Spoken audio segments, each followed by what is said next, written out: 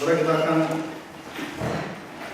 nanti minta tolong supaya ini rapi di tengah sini ya, supaya bisa dilihat, digeser aja.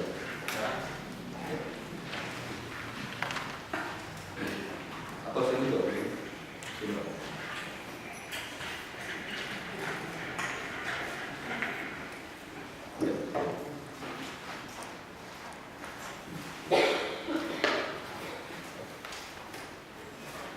Hari ini kita masuk ke berapa, 4 berarti kelima kali ini ya. Tinggal satu yang saya khususnya prinsip-prinsip yang ada di dalam Alkitab tentang Christolocentrism. Nah, kita bersyukur sekali jika kita bisa menikmati dan juga bisa diberi oleh Tuhan satu anugerah yang lebih besar dan yang dirindukan oleh seluruh anak-anak Tuhan dan khususnya yang menerima janji Tuhan dari Adam sampai akhir zaman nanti. Nah, kita akan melihat di dalam pekerjaan Tuhan itu Kristus sebagai titik pusat pemberitaan Roh Kudus. Jadi pekerjaan terpenting Roh Kudus itu anugerah itu ya. Di halaman 6 itu yang paragraf 3, halaman 7 paragraf yang kedua. Ya, paragraf kedua.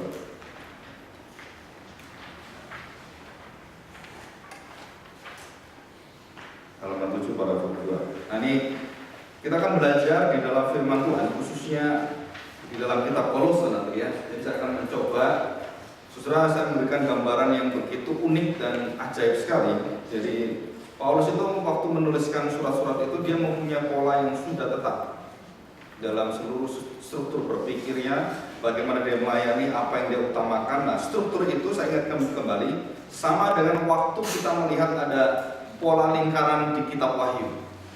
Ya, di situ ada karakter Allah yang berada 4 lapis karakter Tuhan, atau dikatakan satu karakter yang utuh yang dalam diri Allah, yaitu permata yasis, permata sardis, jambul, dan kemudian ada kekuatan yang luar biasa yang memancar keluar seperti pelangi dan seperti guntur. Itu adalah kualitas karakter Allah yang harus menjadi sandaran kekuatan hidup orang percaya. Ya, itu adalah kekuatan alam semesta, kekuatan yang ada dimanapun, baik yang kelihatan tidak kelihatan. Nah, itu terwujud dan terpusat kepada Kristus di situ. Ya, jadi itu adalah gambaran yang kekal. Terus kemudian lingkaran kedua itu kualitas manusia orang percaya. Saudara masih ingat ada 4 binatang? Binatang apa saja? Kadal, monyet, buaya. Binatang apa saja? Singa. Terus anak lembu atau anak sapi, ya kan? Terus kemudian rupa manusia dan burung nasar. Nah, 4 kualitas itu melingkari dan merupakan satu karya Allah dan diri manusia, dan itu milik manusia yang diberikan melalui pengorbanan dan kematian Kristus, darah anak domba. Ya. Jadi kembali tadi pusat seluruh alam semesta itu di dalam Kristus, yang nanti kita baca dalam Kolose pasal 1, bahwa dialah yang sulung ciptaan dari segala sesuatu, dan dialah yang ada dari awal sampai yang akhir, dan dia memulai segala sesuatu, dia Alfa dan Omega. Nah, itu yang dikatakan dalam kitab Wahyu itu ya. Nah, kualitas yang 4 itu yang tidak boleh hilang, itu harus ada di dalam gereja. Ya, dalam gereja. Nah, nanti kita akan belajar dalam kitab Kolose ini adalah bagaimana pola yang ada di kitab Kolose ataupun di dalam kitab yang ada di Galatia, Efesus, dan juga yang ada di Roma atau di Filipi, ada polanya yang jelas sekali. Ya, pusatnya itu sekali lagi adalah bagaimana rasul-rasul itu membawa dalam suratannya, dalam pelayanannya, dalam hidupnya, itu senternya adalah kemuliaan Kristus. Jadi mereka memberitakan satu pribadi yang betul-betul pribadi itu menguasai hidup dia, pelayanan dia, perkataan dia, hati dia, dan dikatakan oleh Paulus, bukan hanya saya dikuasai, alam yang tidak kelihatan dan kelihatan itu semua sejagat ini itu dikuasai oleh kuasa ini, yaitu pribadi Allah. Dan itulah rahasia yang berabad-abad yang ditunggu dinantikan oleh nabi-nabi dan seluruh orang-orang dalam perjanjian lama. Nah, saudara, hari ini kita mendengarkan ini, dan saya setiap kali berbicara itu, saudara, jangan dipikir cuma berbicara secara teori, bukan. Ini ada dimensi lain, dimensi yang saudara nggak lihat hari ini, dan kita sedang diawasi Tuhan di surga sana. Ada satu dimensi yang saudara nggak pernah tahu, itu nggak pernah terasakan. ada suatu dunia yang tidak nampak yang kita lihat, yang terus melihat akan dunia ini, dan mata Allah dengan seluruh malaikat yang menjagai alam semesta ini, dan pribadi-pribadi orang percaya dengan karunia Allah, dengan rohnya yang ada, itu mematangkan dunia ini dan kemudian memasuki dalam zaman langit dan bumi yang baru dan seluruh ciptaan yang baru di situ. Jadi kita bukan sesuatu yang kita kerjakan cuma di dunia ini. Ini ada kaitan dengan dunia yang tidak kelihatan itu, dengan dunia yang roh itu. Maka Tuhan Yesus seringkali mengatakan bahwa kita ini sedang berperang ya. Jadi dia waktu mengutus murid-muridnya balik gitu ya. Nah, murid-muridnya senang sekali. Kenapa? Iblis takut pada mereka. Dan itu peperangan rohani. Bukan hanya peperangan secara ya manusia tembak-menembak, bukan. Di belakang itu ada satu kekuatan, dan termasuk hari ini peperangan dengan ISIS. Itu peperangan bukan fisik sebenarnya, dan itu peperangan akhir zaman. Kekejaman manusia yang dulu tidak pernah orang bisa tahu orang disembelih bagaimana, dan sekarang dunia langsung tahu karena ada YouTube. Disembelih hidup itu bagaimana? Setelah itu dosa yang seperti ini dulu tidak pernah ada. Pemerkosaan, pembunuhan itu nggak pernah ada. Sekarang bisa live show. Ini zaman udah gila sekali. Dari kemajuan modern yang tidak terkontrol dengan hati dan moral manusia, itu akhirnya dipakai oleh kekuatan gelap itu untuk memamerkan ketakutan-ketakutan dan teror kepada jiwa manusia. Dan ini akan terjadi terus-menerus. Dan Presiden SBY mengatakan Indonesia bisa terjadi hal seperti ini. Dan saya percaya itu sudah terjadi. Kalau sudah presiden ngomong itu biasanya, oh nanti akan terjadi. Padahal itu sudah terjadi. Ya, saudara ingat Poso itu sama dengan mereka. Sebelum ada ISIS, Poso itu sudah, saudara saya pernah lihat gambar-gambar seperti itu. Dan itu adalah peperangan yang luar biasa. Ya. Dan itu ada kuasa yang luar biasa. Nah, saudara waktu dipaparkan seperti itu bukan hanya dunia ini seperti ini. Dan Tuhan katakan di dalam gereja Tuhan itu terjadi peperangan juga. Nah, saudara kita akan bahas nanti ya. Jadi Kristus sebagai titik pusat pemberitaan Roh Kudus. Jadi Roh Kudus itu memberitakan siapa? Saudara, Roh Kudus tidak memberitakan siapa-siapa kecuali Yesus. Jadi Roh Kudus tidak pernah memberitakan yang lain itu, saudara. Karena dia diutus dan jelas sekali dikatakan di dalam firman Tuhan. Coba kita buka Yohanes 15 ayat 26. Coba dibacakan ya, supaya cepat. Yohanes 15 ayat 26, Yohanes 16 ayat 13 dan 14. Silakan. Yang langsung dapat langsung baca. Ya, Yohanes 15 ayat 26. Yohanes 15 ayat 26. Jikalau penghibur yang akan kuutus dari Bapa datang, yaitu Roh kebenaran yang keluar dari Bapa, dia akan bersaksi tentang aku. Nah, bersaksi tentang siapa? Siapa yang diberitakan, siapa yang disaksikan? Kristus. 16 ayat 13 dan 14. Ayat 13 dan 14. Tetapi apabila ia datang, yaitu Roh kebenaran, dia akan memimpin kamu ke dalam seluruh kebenaran. Sebab dia tidak akan berkata-kata dari dirinya sendiri, tetapi segala sesuatu yang didengarnya, itulah yang akan dikatakannya. Dan ia akan memberitakan kepadamu hal-hal yang akan datang. 14. Ya, terus 14. Ia akan memberitakan aku, sebab ia akan memberitakan kepadamu apa yang diterimanya daripadaku. 15 akhir. Segala sesuatu yang Bapa punya adalah aku punya. Sebab itu aku berkata, ia akan memberitakannya padamu apa yang diterimanya daripadaku. Saya ingin tanya, jadi Roh Kudus itu kerjanya mengatakan sesuatu, menjelaskan, mengajarkan, memimpin orang itu kemana? Hah? Sesuai dengan ucapan perkataan Kristus,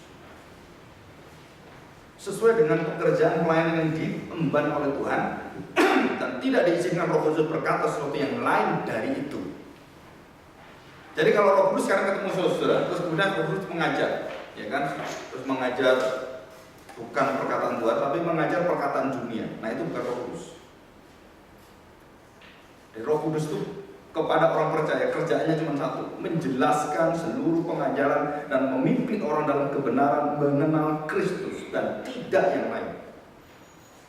Jadi kalau kita melayani kita tidak mengenal Kristus, saudara, kita melayani yang tidak bertuan.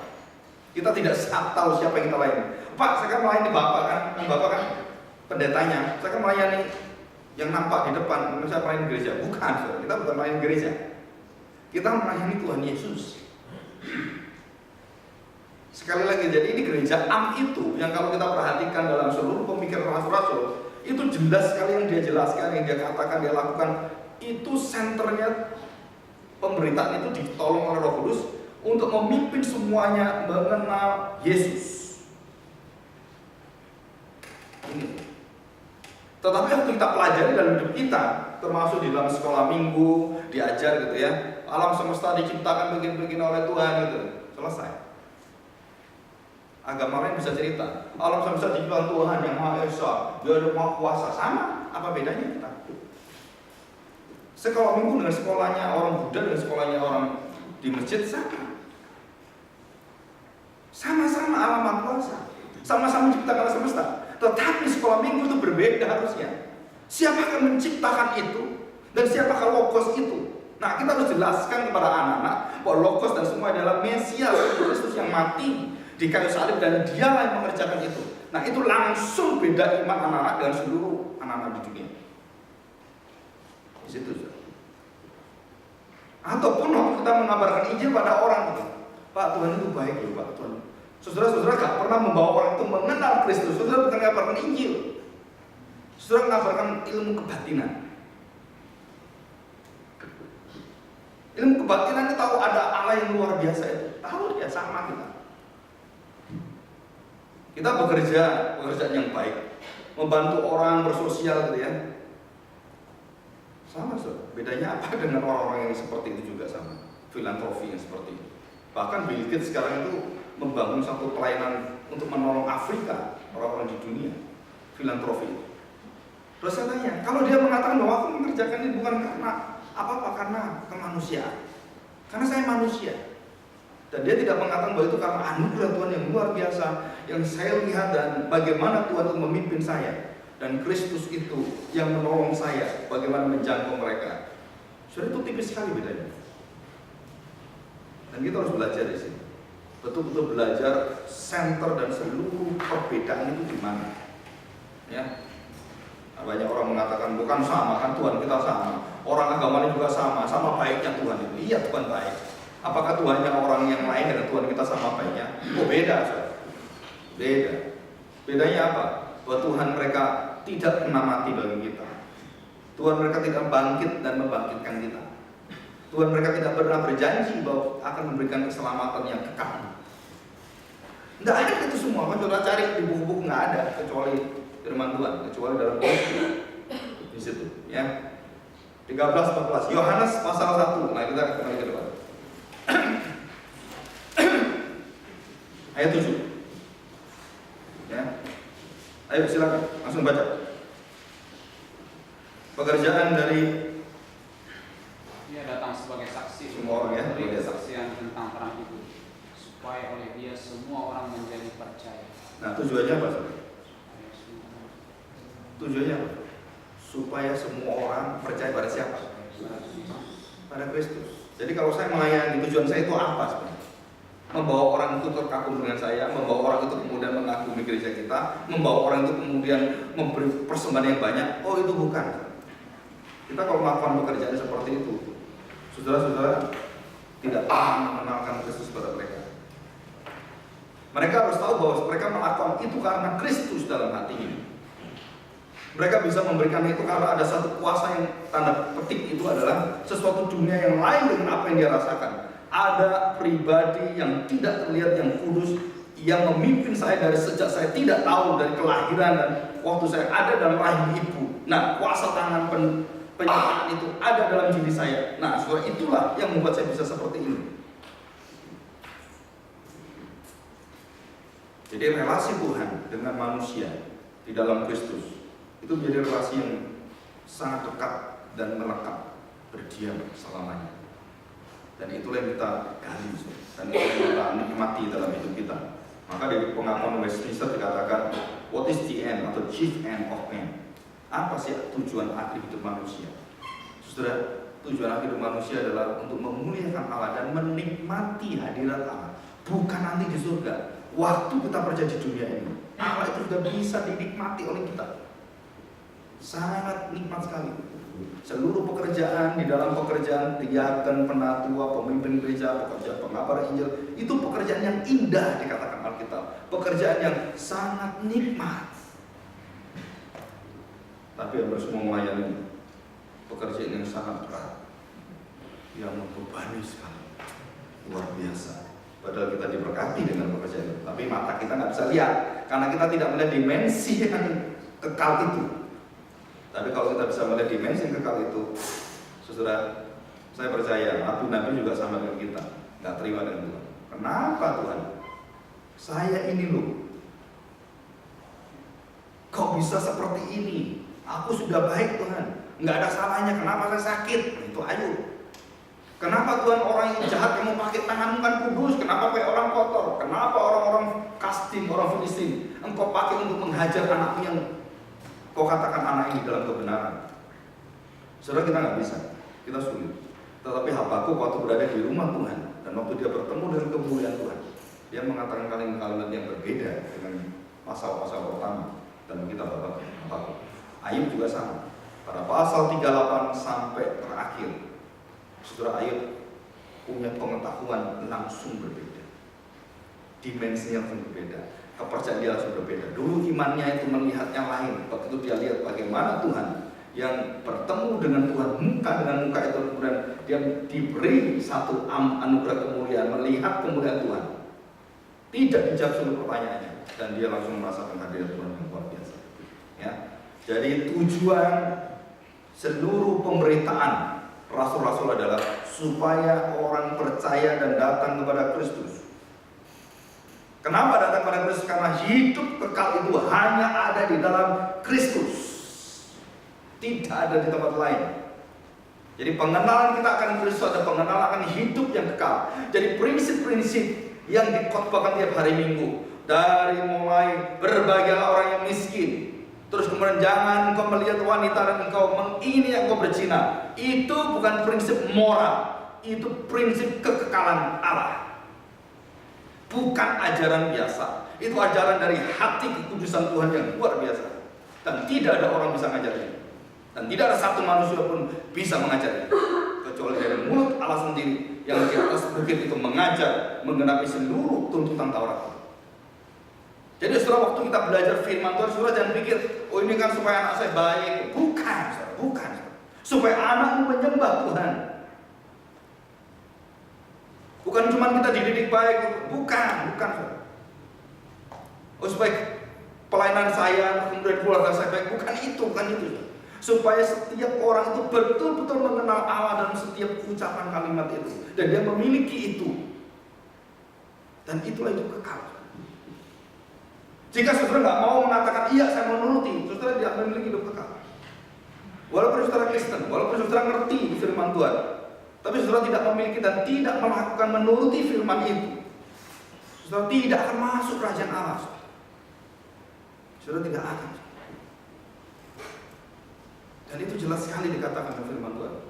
Rasul Yohanes menjelaskan berkali-kali dia, kalau kamu diam di dalam firman-Ku dan kamu tidak menuruti firman-Ku, maka kamu tidak akan melihat kerajaan Allah, tidak akan melihat kekudusan Tuhan, dan kau tidak mungkin memiliki dan mewarisi kerajaan Allah. Sudah jelas. Jadi ajaran setiap minggu tentang firman itu bukan pengajar supaya saya baik, saya bermoral, bukan. Supaya saudara betul-betul tahu bahwa Allah itu punya tuntutan yang sempurna, punya firman yang kekal. Dan itu bukan firman yang kita main-mainkan, tidak. Itu firman yang dari milik kita. Dan kita harus lakukan, kita harus taat. Walaupun dalam daging kita seringkali jatuh bangun, tapi ini loh yang membuat saya itu dihidupkan dalam jiwa saya. Nah itu beda. Ya, itu beda sekali. Kalau kita memberitakan firman juga beda. Karena hatinya beda. Memberitakan Pekerjaan Tuhan juga beda, melayani juga beda. Kenapa? Karena sudah tahu bahwa saya ini bukan melayani yang di luar dia, bukan. Saya ini melayani hadirat Allah yang Maha Kudus itu. Nah, saudara kalau sudah bisa menangkap dimensi itu dan kemudian saudara bisa melihat kekuatan itu, saudara dikatakan oleh Bapak Gereja adalah saudara memiliki hubungan yang mistik dengan Kristus, yang dinamakan mystical union with Christ. Jadi waktu itu kita memiliki satu hubungan yang kekal, yang tidak pernah bisa ditembus dan dipisahkan oleh apapun. Jadi orang-orang seperti ini punya kekuatan, keyakinan, semangat itu nggak akan bisa habisnya. Kenapa? Karena rohnya itu mengikat dengan roh Allah itu. Nggak pernah bisa habisnya. Dan saudara jangan pernah saudara meminta orang kayak gini suruh berhenti. Nggak akan bisa. Kenapa? Saudara tanya kepada orang-orang yang punya jiwa yang mau dalam pelayanan yang luar biasa. Nggak bisa. Dia suruh berhenti nggak bisa. Yeremia dikatakan dalam firman Tuhan.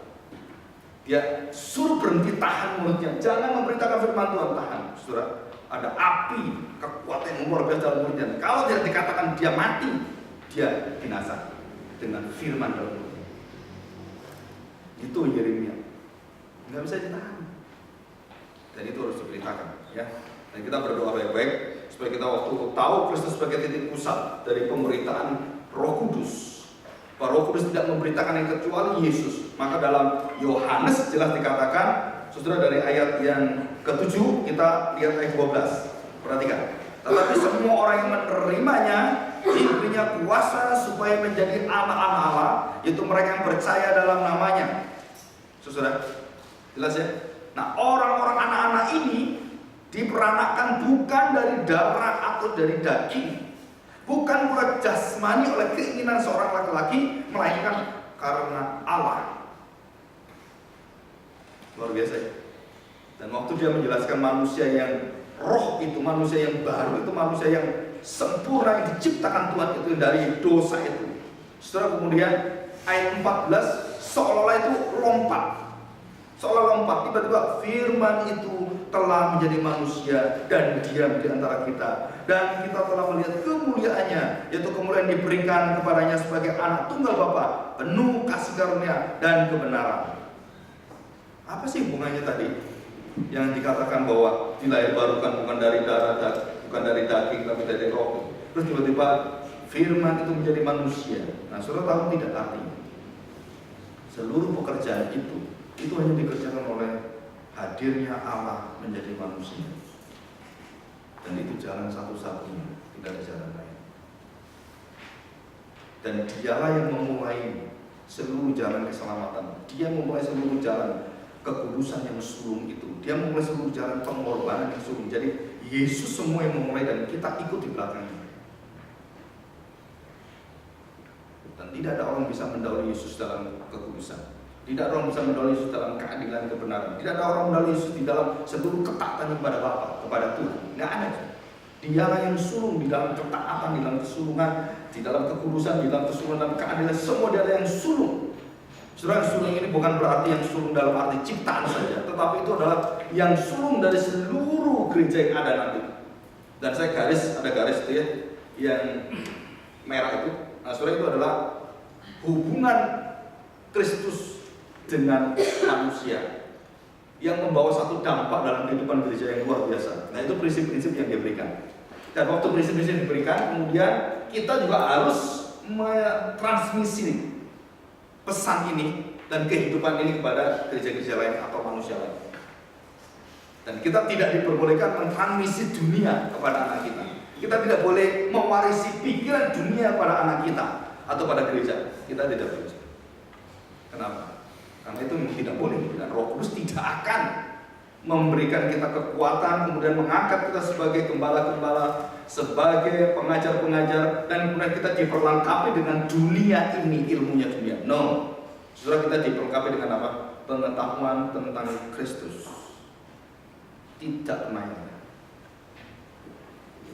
Nah, kalau kita tidak pernah belajar siapakah Kristus sampai bertahun-tahun, beratus-ratus tahun, bagaimanakah dampaknya gereja-gereja Tuhan di masa akan datang?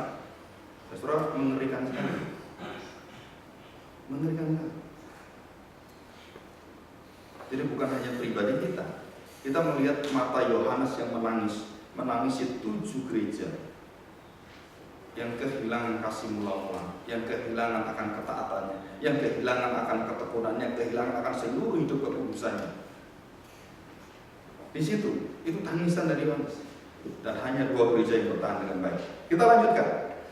Pasal 3, 15 dan 16. Ini ayat hafalan ya. Tujuannya apa gitu ya? Supaya ini satu kitab Yohanes, saudara kalau baca itu, waduh jelas sekali.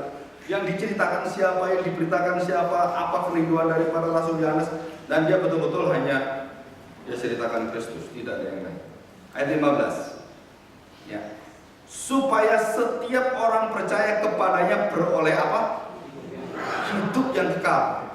Karena begitu besar kasih Allah akan dunia ini, sehingga ia mengaruniakan anak yang tunggal, supaya setiap orang yang percaya kepadanya tidak binasa, melainkan beroleh hidup yang kekal. Sebab Allah mengutus anaknya ke dalam dunia bukan untuk menghakimi dunia, melainkan untuk menyelamatkannya oleh Dia. Barang siapa percaya padanya, ia tidak akan dihukum. Dan barang siapa tidak percaya, ia berada di bawah hukuman. Sebab ia tidak percaya dalam nama anak tunggal Allah. Dan inilah hukuman itu.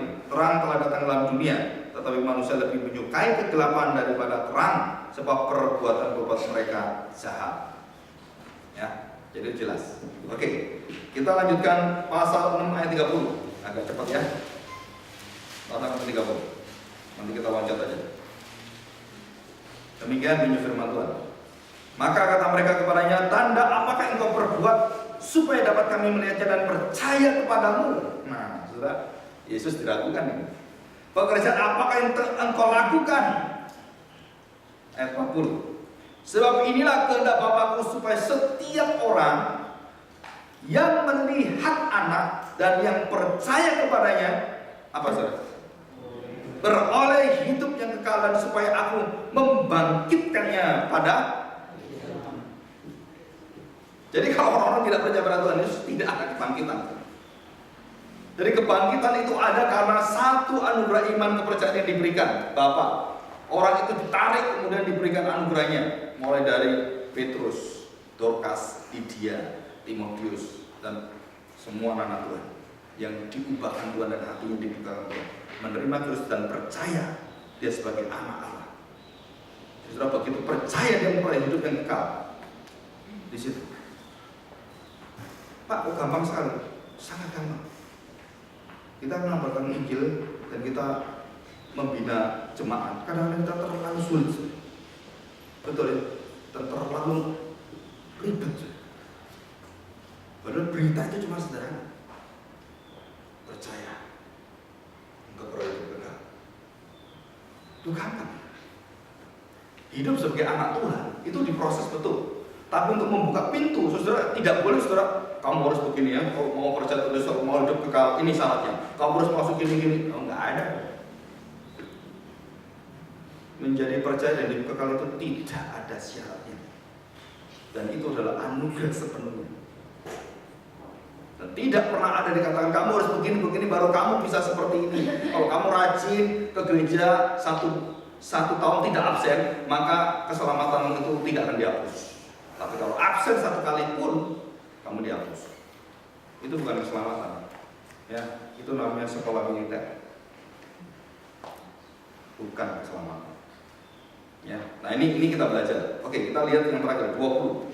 Pasal 20 ayat 31. Ini kalau belajar teologi Yohanes pasti tahu ya, kan beberapa orang sudah ikut.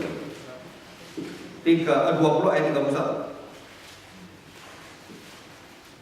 Dari 30 ya, saya bacakan. Memang masih banyak tanda lain yang dibuat Yesus di depan mata murid-muridnya yang tidak tercatat dalam kitab ini. Tetapi semua yang tercantum di sini telah dicatat. Tujuannya apa? Tujuan itu, ini loh, Yohanes itu tujuannya apa? Seluruh kitab ini tujuannya apa? Pelayanan kita, semua ini yang saya tulis itu tujuannya apa? Saya ngomong itu tujuannya apa? Asal mas sadar, mulai ngerti. Ya Pak Agung ini tidak terus, kenapa itu? Wah, dorong kita terus, untuk apa? Ini loh, kamu ketemu ini loh, supaya kamu percaya bahwa Yesuslah Mesias, anak Allah yang hidup, supaya kamu oleh imanmu memperoleh hidup dalam namanya. Hidup bukan bio, tapi zoe. hidup yang tidak pernah ada kematian, hidup yang terus